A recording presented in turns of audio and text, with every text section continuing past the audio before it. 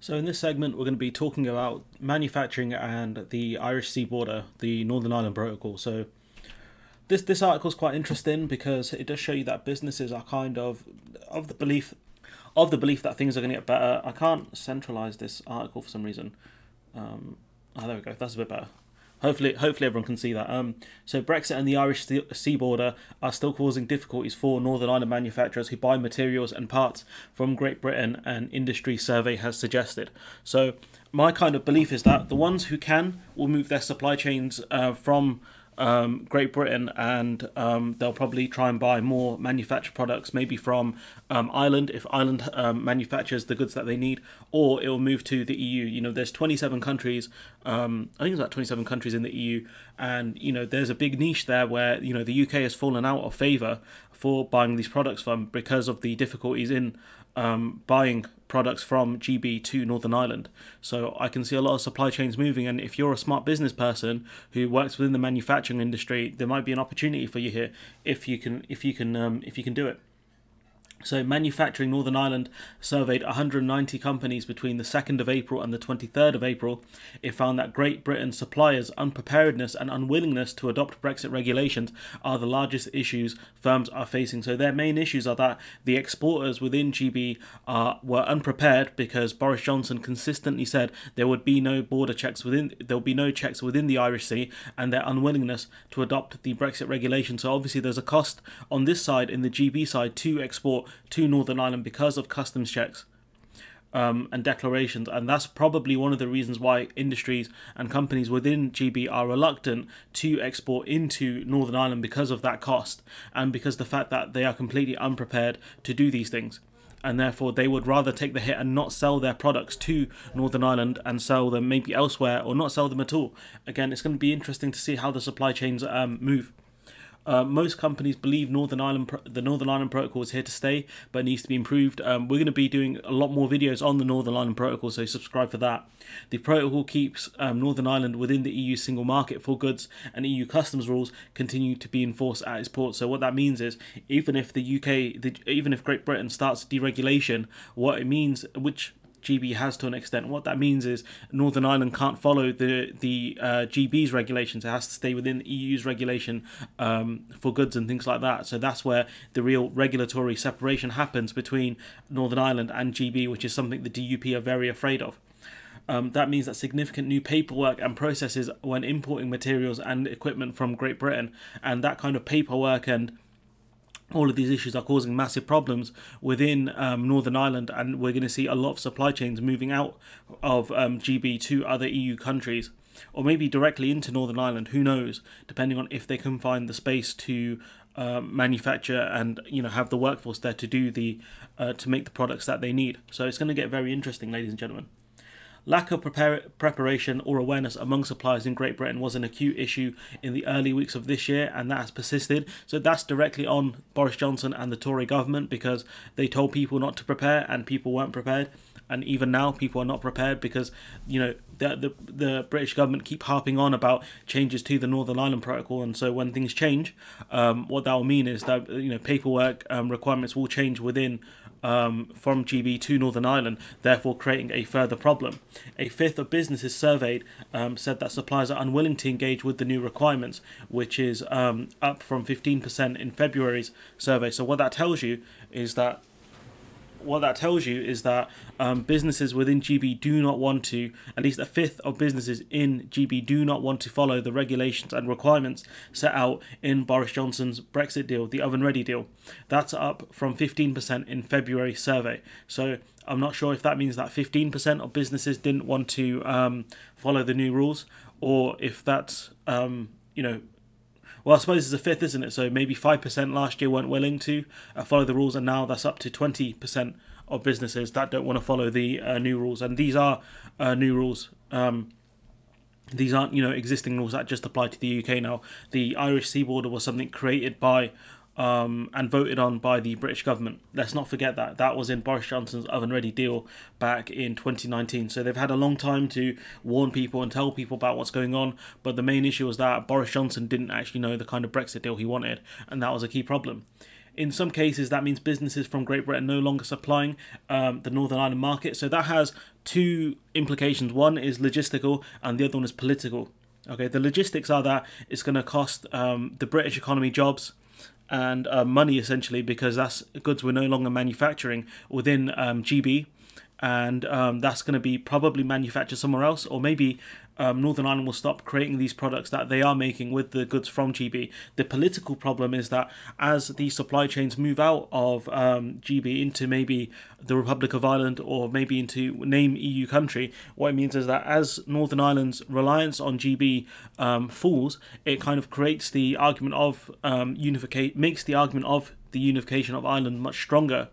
And also, you know, in some cases, which we've spoken about before, Northern Ireland's reliance on the Republic of Ireland has increased due to Brexit. And what that means is it creates, again, that argument of unification and makes it much stronger, because now you have two countries or two entities that are far more reliant on each other. Their relationship is far more symbiotic than it was pre-Brexit. And it does make the sort of GB's argument to having having Northern Ireland as part of GB much weaker, because Northern Ireland is far less reliant on Great Britain and becomes far more reliant on other entities, specifically the Republic of Ireland. So it's going to be very interesting to see where these supply chains go. A third of businesses said that they are now on top of issues after initial disturbance, up from 20% in February. But again, a third is only 33%. It's important to look at what the other businesses are doing, how the other businesses are faring.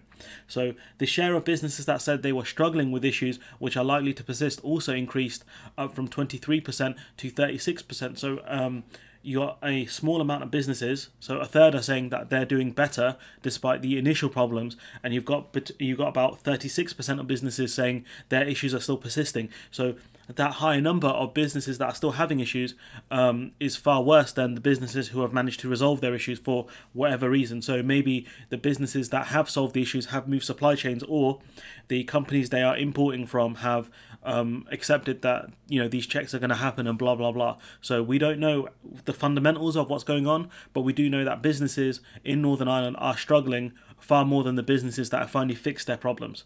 So that's important, because those businesses, that 36%, may have to move supply chains out of GB and into another EU country, into an EU country, in order to avoid the problems that they're facing. Because with the extra costs, there are also delays as well, which causes problems, especially when you're working within just-in-time manufacturing, where you get the goods just as you need them, rather than now, which is, if they're delayed by a day, say for example, if you're building a car, you're waiting for car doors to come in. Before Brexit, the car doors would come in just as you needed them. Now they're delayed by a few days, and that means that it throws off your whole manufacturing process, because the cars that you're building are going to be manufactured far more slowly, which means that you're not going to be able to hit your targets, essentially, and you're going to have maybe a workforce that aren't hitting the numbers they would normally hit, because they don't have the parts they need to build their cars or whatever manufactured goods that they need. So you can see here there's a big problem with this highlighted portion here.